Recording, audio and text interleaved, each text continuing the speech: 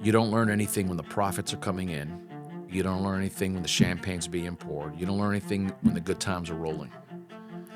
That the greatest lessons in life, our marriages, our family, our business, our career, come through suffering, come through struggle, come through the storms of life.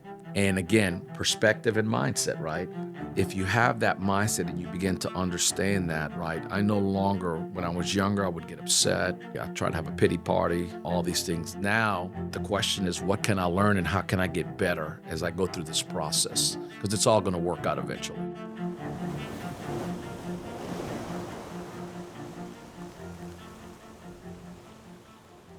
So today we have Julio Melara joining us on the Carpe Momentum podcast. Julio is a lifelong entrepreneur, speaker, publisher, and author.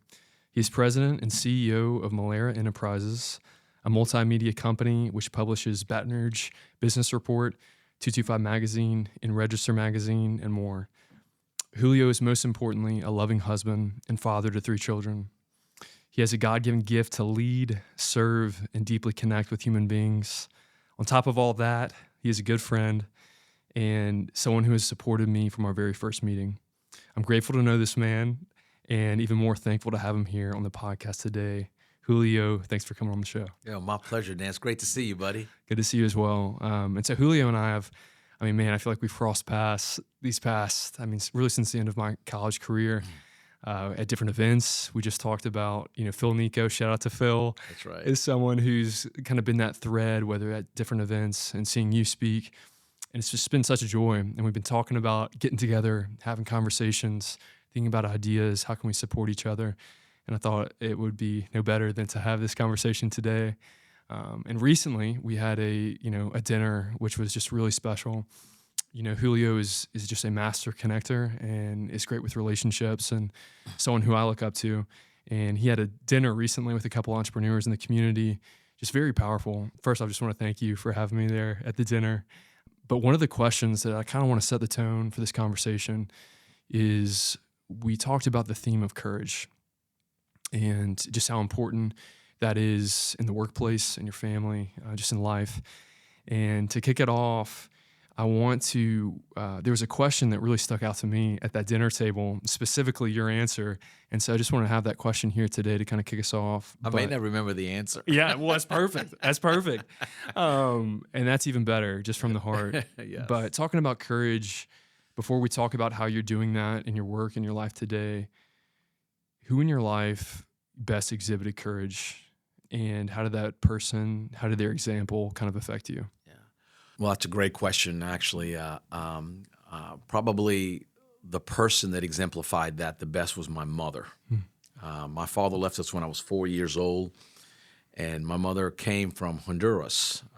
My father was born here in the States, but my mother was from Honduras, and she didn't know a lick of English, and she actually learned how to speak English by watching The Tonight Show at evening time. But her work ethic and her belief, her affirmation, she wanted her children to have a better life. And again, this is America, the land of opportunity. And she was the one that instilled, hey, you got to go after your dream. That in this world, there'll be people smarter than you. There'll be people for higher socioeconomic than you, people maybe with more education than you. But the 2 things you don't let anybody do. You don't let anybody outwork you or outlearn you.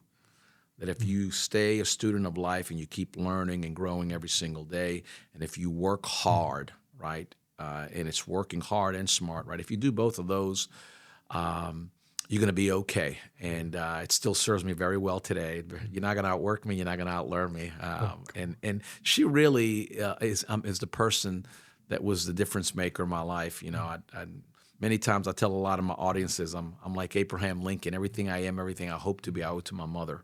My mother was just she was a great example, hard worker, big lover, big affirmation person. And it's because of her that I'm here today. Wow. Yeah. How did that kind of bleed into like your childhood, like you said, of just seeing her work hard with the father not in the house? Like, did you have to personally step up in the family? And, did that kind of bleed into kind of what you're doing today, or how did that? Yes.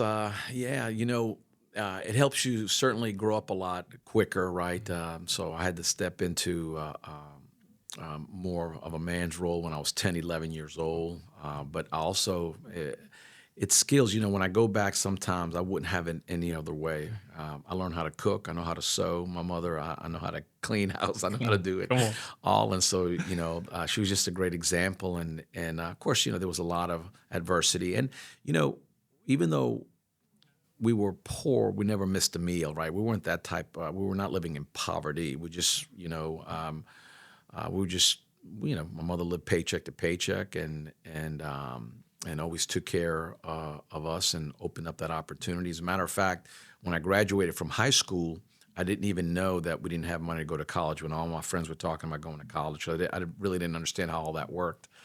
But I put myself through college. I worked 40 to 60 hours a week and put myself through college, and it was the best learning experience. The value of work, the value of money, the value of perseverance, lessons that I'm trying to transcend and push down to my own children. Yeah. No, I think that's so important to be able to. I mean, it's one thing, I think, there's two paths that you could take. You could play the victim your whole life, That's or right. you could step in and buckle down and work hard and, have a deeper purpose for what you do. Kind of, I feel like that path is just, you see many times a day, a lot of people playing maybe that victim role. Yeah. Kind of was there a switch for you, or was it just like from that 10-year-old when you had to grow up? How did you choose the path of? It's a great question. Yeah. Well, there's a saying, when you carry responsibility on your shoulders, there's no room for chips. Mm. And so my mother taught us personal responsibility, right? And it's not about, like you said, people today want to blame the government. They want to blame, I'm black, I'm white, I'm Hispanic, I'm Chinese, I'm Jewish, I'm short, I'm old, I'm young, But in the mirror, my mother taught me, you're looking at the problem and the solution. And so that was a great piece of wisdom. What's interesting, I think about all the things. I didn't know how smart my mother didn't have a college education, but she was one of the wisest women that lived. And she's the one that instilled, you know what? It's about personal responsibility. Every decision you make, every consequence, right? And, again, there's certain things that all of us can't control, right? But we got to control the controllables and not worry about what we can't control. And the two things that, again, she always helped me focus on was I can control my mindset and my attitude, right? And so I think that is the genesis for everything else in our lives. What is our mindset and what is our attitude towards this person, towards this problem, towards this situation? Come on. Yeah, no, there's a quote. So I've got your book here that we'll talk about later. We got Mental Snacks 2.0, but it reminds me, I had this written down kind of for that decision, like talking about control, what you can control. There's a quote that you say, focus on what you can control, let the rest go. When you focus on problems, you'll have more problems. When you focus on possibilities, you'll have more opportunities. That's right. If you want to extrapolate a little bit on that, just talking about that mindset piece. Well, it goes back to the power of focus. What you focus on, you magnify. And so what happens is that people, have you ever been in a conversation and they're just keep talking about the problem? So either you can be problem focused or you can be solution oriented, right? And so business is about solving problems. The reason that the attorney gets paid $150 an hour and the guy at McDonald's gets $15 an hour, they both solve problems. These are bigger problems. So he's getting compensated more, right? Come on. And so, again, the more problems we solve, the more value that we bring, and we focus on that, the more productive and the more positive your life's going to be. And it really is a choice, right? This is the reason I go back on mindset. Yeah. To me, mindset is the genesis of everything. There's a real great scripture in Proverbs. Well, actually, this one's not in Proverbs, but in the book of Romans that St. Paul wrote, and he said, "Do not be conformed to this world, but be transformed by the renewing of your mind. And what I believe he was saying, paraphrases, don't let the junk, the cynicism, the negativity of this world latch onto your mind, but constantly reprogram your mind. Feed it the right information, feed it the right education, because whatever goes in is really what goes out, right? And so again, that mindset impacts perspective. And a lot of people get those two confused. And so maybe I can clear this up for the audience. Mindset is the way we see the world. It's how we see the world. But mindset and attitude are two different things. Attitude is the way we interact with the world according to how we see it. So problems are part of life. There's always going to be problems. As a matter of fact, I'll tell you a quick funny story. I used to go to the LSU MBA school. This is 15 years ago when I first started going I go as a guest speaker, and they would ask, so what do you do as a CEO? And I was young, and I go, oh, well, vision, mission, and blah, blah, blah, blah, blah, right? So about 7 years later, I was evolving, right? And so I would get asked that question again. So what do you do as a CEO? And I'll go, allocate resources, capital, human, blah, blah, blah, blah. 5 years ago, I finally figured out what I do as a CEO, right? And I do 4 things every day. I lead with purpose. I solve problems, right? I serve people, and I bring the energy. That's what I do every day. So I no longer get aggravated when I have problems, because I can't control the problems that I have daily. But my mindset is, hey, okay, so how do we solve this problem? What's the most efficient way? What's the most effective way, right? Because problems are part of life. The only people that don't have problems are the ones in the cemetery. Come on. Those are the only people that don't have problems. The rest of us, we all have problems. Yeah, gosh, I think that's so key. And I think a piece you hit on there is I think that order is very important. And I think that can sometimes get placed out of order just for people in life. You led with purpose. I want to dig into that a little bit, because I feel like that is, maybe it's my younger lack purpose or vision, clarity, perspective. Could you dig into a little bit of purpose for those who might feel like they lack it, or how do you establish that? Yeah, absolutely. So, getting older sucks, but it does have its advantages, because you have perspective, right? You have mileage, you have wounds, and purpose. To me, I believe nobody's on this earth by accident. I personally believe that. My faith is very important to me. I know that's not everybody's journey, but here's what I've learned about humans. Everybody's existential. So everybody that I've known, regardless of your background, regardless of what you believe or not believe, everybody's looking for meaning and purpose. And that's the reason sometimes when I have young people come see me and they're focused on the money, they're focused on success, and I remind them, people that only work for money never have any. You have to have purpose and passion. And it's something that you discover. It's not none of us. I mean, I didn't know that I'd be an entrepreneur. I have 4 different businesses. I'd write books. I'd be speaking. But I evolved, right? And I think the 2 most important days I've heard it said is the day you were born and the day you discover why, right? And I'm in a phase, in a season of my life, I have so much clarity, right? Most of us are trying to answer the question, who am I? Why am I here? And where am I going? When you can answer those 3 questions, you have clarity. And it's a game changer. It really is a game changer. Like, I don't even look at coming to work as work. I look at it as coming to my calling. I know I've been assigned. My employees are part of my assignment. My customers are part of my assignment. And look, this is hard work. It's all hard. But when you understand, hey, there's a purpose, there's a reason. I tell our team all the time, look, money is the goal, because you all want raises. We got to buy resources, our technology, but it's not our purpose. That's not why we exist. And so, like, our vision at our company is real simple. We want to be a company of excellence, innovation, and impact every day. We want to make a difference in the markets that we serve, the clients that we serve, the vendors that we interact with, right? And that goes back to purpose. And so I think, again, going back to your point, a lot of people are searching for it, but you got to be intentional of trying to discover the why question. That's really the why question. Why Yeah. am I here? Yeah, no, Right. for sure. No, I think it's very important. And I can so relate. You know, once you really nail down that why, who are you? What do you stand for? What are your values? I mean, it just takes away that decision fatigue. I feel like, you know, when you're very clear, just everything else falls into place. I'll You tell know, you what else. It also helps. We're all going to have these gray areas, right? And there's also going to be temptations of all sorts.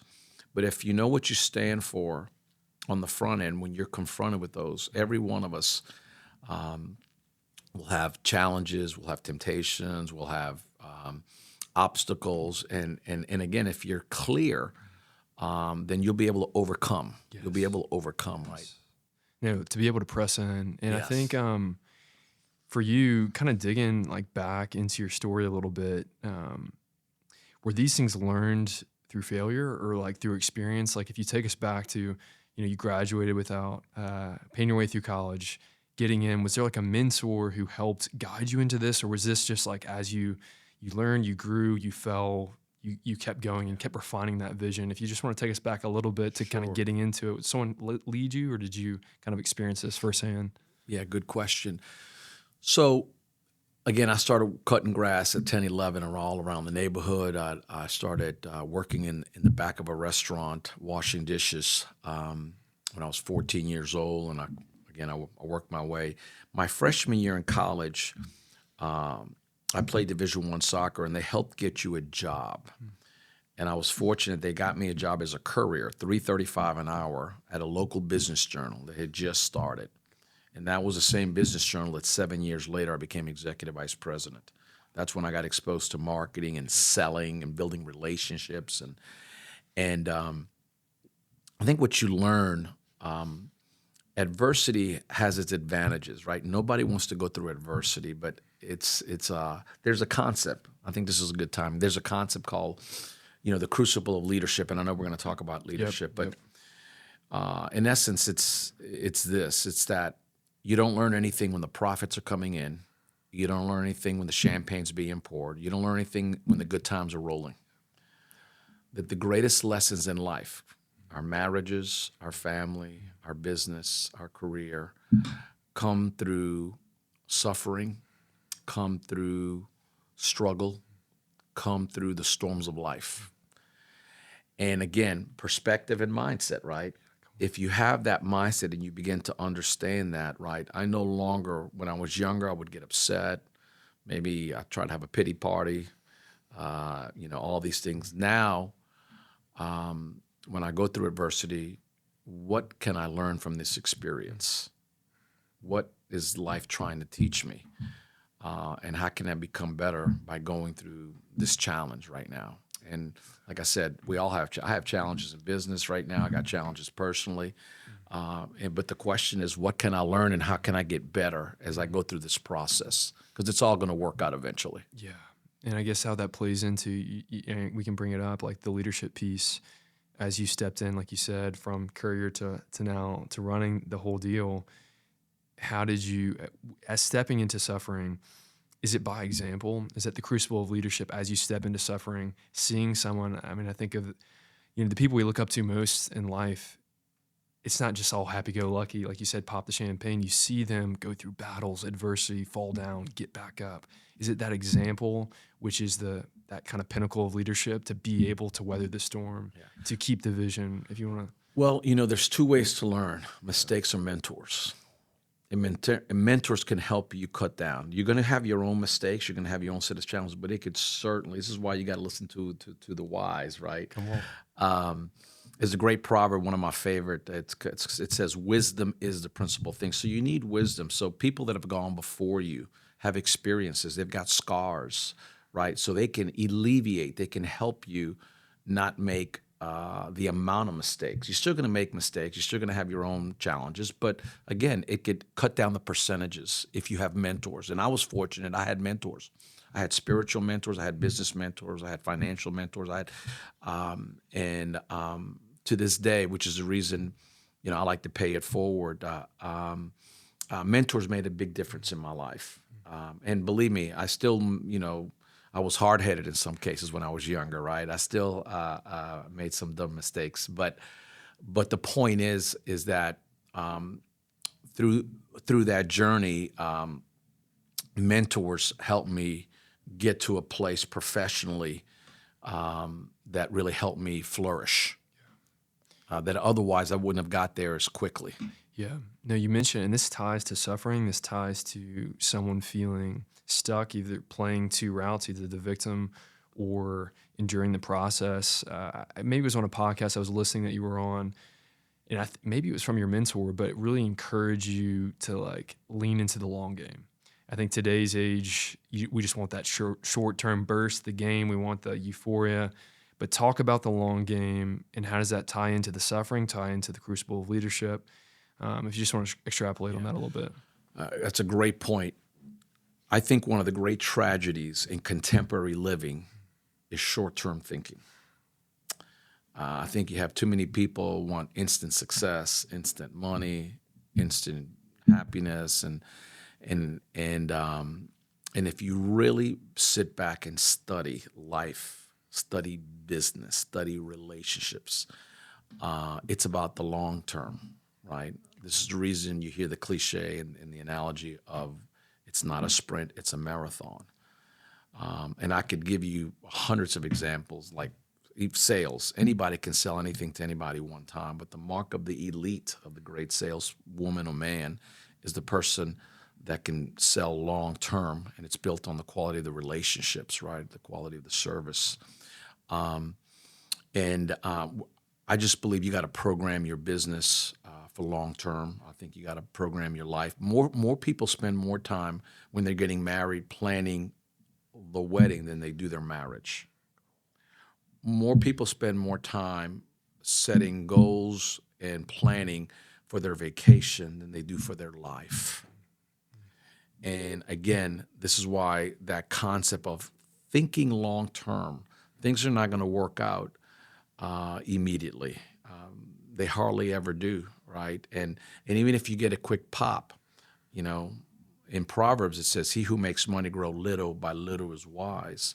I've had a couple of clients and friends that have made some big pops, and they thought that was natural. They went and got a couple of big pops, and they end up going bankrupt because it just doesn't work that way. And so you may get, hey, a big blessing here or this one initial, but those are extraordinary one-times. Those are off-the-shelf one-time.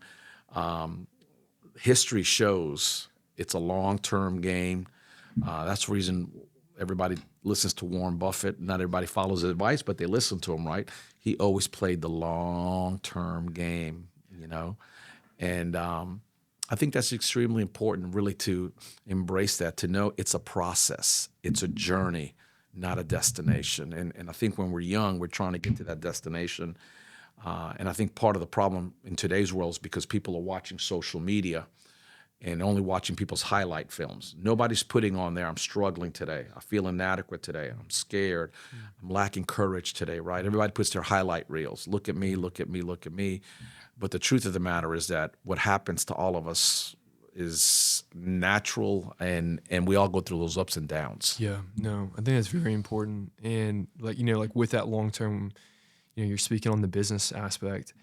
Just tell me a little bit before we move on, because I do want to cover that leadership topic. But as we're on like the long game, whether that's an example or just talking about the long game of relationships. I know you're in the business of relationships. You're featuring people out in the community, whether you talk about it with your business of how relationships have come into play, why it's so key long-term. And then maybe in your life, maybe it's someone you had met way back and then it came back around 20, 30 years later. Just playing the long game with people. Yeah. Speaking well, you know, I want to give my mother credit again because she was a big relationship person. I'm a relationship person. My companies are relationship oriented. There's two types of companies, transactional and relational. We are all relationship oriented. This is the reason a lot of my clients become good friends. We want to serve. We want to bring value. If we can't, then don't do business with us. That's okay, right? This is America, and there's a lot of opportunity out there. But I learned real young that every resource you will ever need in life is in your relationships, right? Like, for example, if you need a loan, you need a relationship. If you need wisdom, you need relationship. You need love, you need relationship. I mean, everything in life revolves around relationships. And so learning to cultivate those relationships, right? I have a little formula that I talk about. I've been raising my kids on this. I now have a presentation based on it, and it's based on the Qs, right? There's IQ, and IQ is extremely important. You got to have knowledge base, right? You got to keep learning and growing, right, to enhance your IQ. But that's not the most important thing you need to succeed in life. You got to have EQ, right? And this is what we're talking about right now.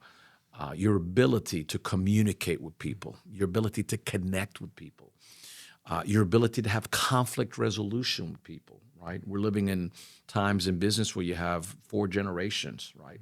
They've all been brought up differently. They're motivated differently. They process information differently, right? They think differently. And so, again, a good leader will lean into that and really study that and understand that it takes different things for different people, right? Even in the communication aspect. But then also, again, there's IQ, there's EQ, and again, that's the relationship part, right? We got to get better. I don't think you ever arrived. I learned in marriage counseling, right, that communication is one of the biggest issues, right, that couples have, and I remember the therapist gave the greatest example because it was so fundamental in elementary that oh my God, he said, yeah, I want y'all to play pitch and catch. And so he had a little ball, and I threw it to my wife threw it back to me, I threw it to her, she threw it to me. He goes, now hold the ball. Now, can you catch at the same time you're pitching? I go, no. He goes, and that's how communication is. One's got to listen. You can't both be pitching at the same time. So one's got to catch and the other has to pitch, right? Such a simple analogy, but again, it gives you a framework like, oh my God, I got to become a better listener, right? I always tell our salespeople, and selling is not about talking or telling, it's about listening. And the quality of your questions to the client will determine the quality of your answer. So again, learn to be a better listener, but there's a reason why we have 2 ears and 1 mouth, right? So we listen twice as much as we talk, but most people don't, right? That's the natural thing, right? So again, you got to be intentional about that. And so again, that goes back to, I know it's on IQ, EQ, but then I've tried to teach my kids, these 2 are very, very important, but there's one more that's critical, and that's your FQ. And your FQ is your failure quotient, your ability to fall down in life, your ability to be disappointed in life, and to get back up. You got to get back up. Most people are thrown in the white towel. They give up too easily, right? And that's part of being resilient. That's part of being determined. That's part of persevering. That's part of being persistent, right? And so your FQ. And so I always go, hey, how's your FQ doing? Because I have more failures than I have successes. Most people only see the success, right? But the truth of the matter is I have a lot more failures than I do successes. We could be here for the next couple of days talking about those. And those are where the greatest lessons have found. No, it's so true. It's in the pit, it's in the suffering, it's in the ability to, when you look back, it's almost like you're fond of those memories when you fell down. You're kind of like, man, that's where the juice of life is, if you're just playing it safe. And talk about that, like, that theme of the courage to lead. It's easy just to be on the sideline and to just watch everything play out. It's easy to sit back and lay on the ground when you get hit. Talk about leadership. I mean, it's sexy to talk about, but like, why is courage needed to lead? Like, it's not for everyone. Speak into why leadership is so important, and why does courage need to be in place to be able to step into that? Well, first of all, there's 2 facets of leadership. One is leading others. Well, before you can lead others, you got to lead yourself. Come on. And so that's where the rubber meets the road first. Because there's a big difference between managing and leading. The reason you hear the term there, he's a great world leader or she's a great world leader, and there's no great world managers, right? Because leading's a lot harder than managing. And you don't just come at leadership with your head. You come with leadership with your heart too, right? So, I mean, you got to be all in. I mean, literally all in. And then in that, there's so many different facets of leadership, but I would say it does take courage, because what happens is that any leader, whether you're leading your children and your family, or whether you're leading employees, or whether you're leading a football or a basketball team, you're dealing with other individuals and trying to galvanize, get everybody on the same page, right? And we all bring different types of baggage, different biases, different mindsets to the table. And this is why vision is very, very important, right? Having a vision in terms of where we're going, what are we trying to do? I think that's a fundamental picture of a real effective leader. I think also, once you have vision, your ability to communicate that, right, with clarity, right, so that people really, really understand, and keeping it simple, right? Complexity really jacks up a lot of different things, and so at least I'm always trying to simplify everything. My mind works a lot better that way anyway, and I know people can digest information that way. And then, I think the harder you work on yourself, the more effective you become. Because most people want to blame the employee, or they want to blame their spouse, or they want to blame the kid. But I go back to the point that in the mirror, you're looking at the problem and the solution, right? So it starts with me, my personal responsibility. This is why the great coaches that you see, they take responsibility for the loss. They're not saying, hey, it's the player's fault, right? Yeah. That's leadership, right? Because they know, hey, I didn't prepare them, my strategy, the game plan, whatever it was, right? It's on the head coach, right? And so many times, they say the head coaches get too much credit, or maybe not enough, but I do think everything rises on leadership. I think a country, community, a company, an organization, you're only as good as your leadership. Everything rises and falls on leadership. And this is why I think it's extremely important to focus in this arena of leadership, because most people don't even know what leadership really is. And I'll give you another example. Our elected officials are supposed to be public servants, but many of them get in there and they think the public's there to serve them.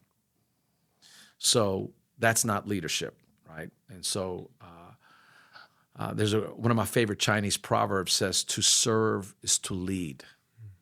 We're there to serve others. And that's why the great leaders, in Jim Collins' book, Good to Great, he talks about level 5 leaders. I've never met a level 5 leader, but the greatest leader that ever came on the earth, who was Jesus, he came to serve. That's what he said. I've come to serve, not to be served. And so I think the best way to become effective leaders is to make sure that you're serving. And so I always ask, people, hey, how are you doing with your serve? Right?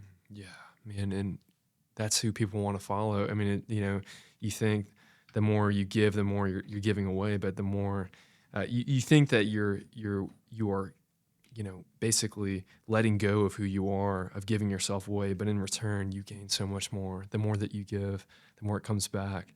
The go-giver, the more that you're given, and it's beautiful to serve, to lead.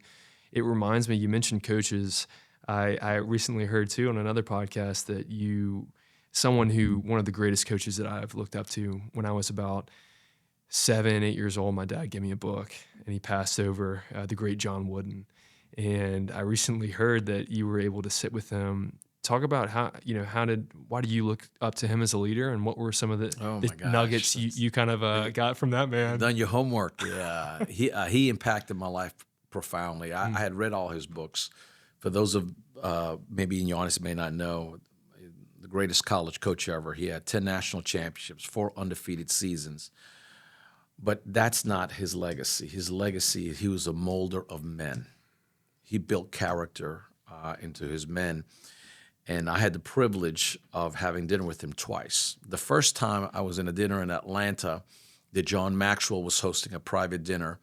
And it was the first time that he, and at the time, Pat Summitt, the great legendary women's basketball coach at University of Tennessee, they were there in the same room for the first time ever. At the time, they were the 2 winningest coaches. Obviously, those records have been broken. But that was great. But there were a lot of people around. 7, 8 months later, we were speaking at the same arena, and former LSU basketball coach Dale Brown who coached Shaquille O'Neal, was a disciple of Coach Wooden. And so we had dinner. It was one of the highlights of my life. It was my wife and Dale Brown and John Wooden. And what I remember so much, but he was 95 years old, and his mind was sharp, so sharp. He could quote poetry, scripture, and I remember asking him a couple of questions. One that stands out, I said, Coach, and he moved slow physically, but man, mentally, he was just sharp, so sharp. I said, Coach, how do you keep your mind so sharp? And he said with a real sweet, tender voice, he goes, Julio, every day I work my mind muscle. I do word puzzles. I read. And then he said, son, never forget, you will lose what you don't use, your mind, your muscles, or the gifts and talents that God has given you. You have to keep working them. And I even believe this is why many people that retire and do nothing become so discontented or even die, because the reason we're alive is not for us because we're good people, but because other people need what we have. Everybody brings gifts and talents. Matter of fact, the science says that every single human being has 3 to 5 areas of, they call it areas of excellence. Some people call it gifts. Some people call it talents. You can call it whatever you want to call it, but 3 to 5 different areas. And those gifts and talents are not for us. They're for others, right? And so I'll never forget that conversation because I'm going, oh my God.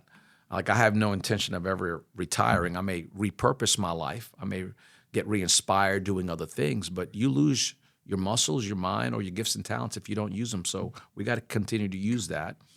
The other thing I'll tell you, I'll never forget this because I didn't have, I told you I grew up without a father. And at the end of our conversation, I remember he said, my father always told me, and boy, I leaned in. That was I'm going, you're 95 years old and you still remember what your old man told you? I mean, that's what I'm thinking, right? So I leaned in. And he said, my father always told me, never whine, never complain, never make excuses. Always do your best and God will take care of the rest. And I never forgot it. It'll be with me till the day I die. So it was an impactful dinner. Wow. I'm blown away. I always wanted to be able to talk to him. And so to hear those words is very powerful. And man, it goes back to personal responsibility. You know, that first piece of leadership. Are you able to lead yourself? And if not, you're not able to lead anyone else. Going back to mindset, the whole thread, which is beautiful. So just have a couple more questions as we're kind of wrapping up. But tell us a little bit, I mean, man, you know, author, leader of this company, give us a little bit about what you're doing right now, and then have a question to follow up on the back end of that. Sure, thank you. Yeah, we're real blessed, man. So I have 4 divisions at Melara Enterprises. Everybody knows our media company, right? We have 225 Magazine, which is a city magazine for the city of Baton Rouge. We have Business Report, which is our business journal, the Wall Street Journal of Baton Rouge. They all have digital, social media, live event components to it. Everything we do is niche. We have In Register Magazine, which is a lifestyle magazine with home interiors and that type of and cover philanthropic community events. And then we have 1012 Industry Report that covers the industrial and energy sector. So everybody knows that, but I also have what's called Studio E, and that's our content studio. We help people tell stories through digital, through video, and so it's our content, creative, and communications firm. And then I have a training division. 9 years ago, I started the Executive Leadership Academy. I wanted to grow leaders, and that thing's evolved. We now have a 2.0. I have a selling academy, and then we do custom private training for companies, and everything from alignment for their management teams. And so now we do custom training for companies. And then I have Launch Media, which is our video production company. And that is one facet of my life. The other facet, I know you talked about mental snacks too. That's coming. That's out. But I have a new book I've been working on. It's on mindset, and I've been working on that book for like 2.5 years. It's coming out early this fall, And the book's title is "It All Starts with Mindset." And the subheading is, if you win the game on the inside, you'll win the game on the outside. And it's just to help people kind of reconfigure, maybe recalibrate, their mindset as they're pursuing their goals and their dreams and their aspirations. And I've got a lot of tactical and strategies that I hope bring value to people. So that's coming out. And so I enjoy doing that. I speak, around the nation if it fits my schedule a lot. And I really enjoy that because my mother was an encourager, so I'm an encourager. I love building people up. To me, that's one of my purpose. That's one of the reasons that I'm here, is to help build people up, and it's a passion. Yeah, just want to affirm you just of what you're doing with not only leading your companies, your books, your family. Like it is very inspiring for me as a young now father, which is crazy. Congratulations. Thank you 2 weeks ago. And so just one question off of that. I mean, it's just like, if there's a definition of someone seizing their moment, you're doing it. Before I get to the last question, is with all this, with the businesses, with the books, with your family, like how, as a new father, as I'm like, I really enjoy the entrepreneurial space. I've got, my own company, whatever, the podcast. How do you balance and maybe it's not even a direct balance, but balancing family, balancing aspirations for any leaders out there who are considering stepping into that ring, Well, part of purpose is knowing what your priorities, right? And I'm going to be extremely candid. So not having a father, I had always had a goal to be a great father. So when my twins, I have 3 children. I had a little girl, and then I had twins. And that rocked our world. Whew, we went from 1 to 3. I go, no mas, although I wanted 4. And I made it a priority. I actually gave up my golf clubs because 18 holes of golf for 5 hours. And we had 3 little ones and no family in Baton Rouge. And I remember traveling. At the time, I was opening up for Zig Ziglar. Yep. I was traveling around these conferences, and I came home one day, and my wife, former school teacher, and I remember she said something. I said something to the effect. I go, look, it's not about quality. It's not about quantity of time with the kids. It's about quality. And my wife was a school teacher, and she said, kids spell love Time. And that was the day that I gave up my golf clubs, and I go, and I play tennis and, do other things, but just things that I could make sure I never missed any of my daughter's dance reviews, and I missed my kids' practice. And again, I know everybody's journey is a little bit different, but I don't know if there's such a thing as balancing. Years ago, I read this book, and it impacted me. It was called Choose to Cheat, Choosing to Cheat by Andy Stanley. And here's his observation after 25 years of counseling. Is that every day people are having affairs. But the affair really is not with another person, it's with their work. And the world says you can have it all. And the truth of the matter is you really can't. Life is about trade-offs. You got to make choices. And I just chose to not cheat on my family. And so, again, that goes back to clarity because and look, there's going to be times and seasons, and so all of that's kind of normal. But making sure, right, that you're cultivating your marriage, you're working on your fatherhood or motherhood, just to keep it all in perspective. Because again, I don't know. We live in today's world, and because of the mobile phone and the way things are demanding, the way technology works, I think it's about integrating your life and making sure that your family and your priorities, the most important relationships really, really come first. Work's always going to be there, right? And again, mindset and framework. You don't have to pick one over the other. It's just you got to make sure which one's the priority, and there'll be different seasons, and that's kind of the way I look at it. Yeah, no, I think Does that's that make sense? No, it makes a ton of sense, and it reminds me. Speaking of Phil Nico, one of his good friends, Daniel Harkavy, he spoke at a recent conference, and he talked about you are a, even think at sobering thought, thinking about your funeral. Rows 4 through 20, you are a one of many to them. You're a friend or whatever. You're a one to many. But that row 1 through 3, you are an only to those people. You are an only father. You were the only husband. You were the only God willing, grandfather. And I think that just brings so much clarity, talking about your point of perspective, priorities, personal responsibility. If you have that clear, I mean, when you realize you were the only to your children, it changes everything. And I think it's easy to look back on your deathbed, and we're not going to regret more time in the office, like you said, but it's that time, LOVE, with the people who you were an only to. And I just want to affirm you, even for you just to say that. It gives me chills as I'm, again, 2 weeks into being fatherhood, of just keeping the right perspective, the right priorities, because they will empower you to be present at work, to be, that family will empower you. And that can't be taken away, that time with them. So I just want to affirm that. Well, thank you very much. I want to leave you with one last story on this subject, which is very, very powerful too. So we had a nanny, and her husband was dying, and she became like family to us. So we go to the hospital, and I'm seeing his whole family. He had 3 daughters and about 10 grandchildren. They're all around the table. It was almost like a scene out of a movie. I got there, and the door was cracked, and they were singing to him his favorite song, all of them. Tears rolling down. It was his last moments. And I had an older gentleman.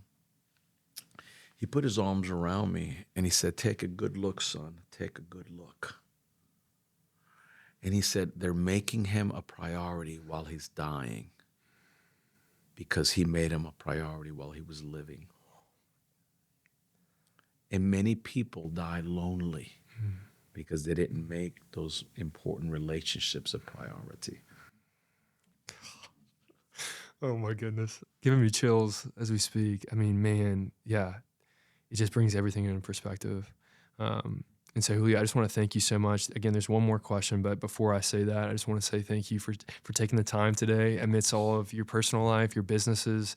And I just want to encourage everyone out there that if you're in the Baton Rouge community, if you're in the country, in another country, check out Julio, especially if you're in Baton Rouge, all the things he's got going, what they're covering with the 225, the business report, and register, and more, their enterprises, but as well as his books. I'm really excited about your book that's coming out in the fall. Middle Snacks has been on my bedside table. Thank you. Little juice for each day. So thank you. And so as we wrap this up, I kind of end each conversation. This podcast is called Carpe Momentum. And again, want to affirm that you are someone who are seizing your moment. And so just want to ask you, for people out there, what does seizing the moment mean to you? Seizing the moment is taking action now. Taking action, not waiting, not delaying. When you got to seize the moment now. One of my favorite lines from ancient scripture, it's found in the book of Ephesians. It says, "Do not live as foolish men, but live as wise men, redeeming the time because the days are evil." And what he was saying is, hey, man, life is short. Don't live like a fool. Live like a wise person and take action. Now is the time for action. And so, matter of fact, my second book, It Only Takes Everything You've Got, I think it's chapter 5 or 6, I don't even remember now, but it says, I have a lot of weaknesses, but taking action ain't one of them. Come on. And I want to leave with this one quote that goes along with your answer, is in Middle Snacks 2.0. It says, "If not now, then when? That's right. If not you, then who?" That's exactly right. That's exactly right. Well, Julio, thank you so much. Thank you, Dan. It's a pleasure, man. I'm excited about all the things you're doing, and congratulations on being a new dad. Thank you. Appreciate it. The time is now. Seize your moment.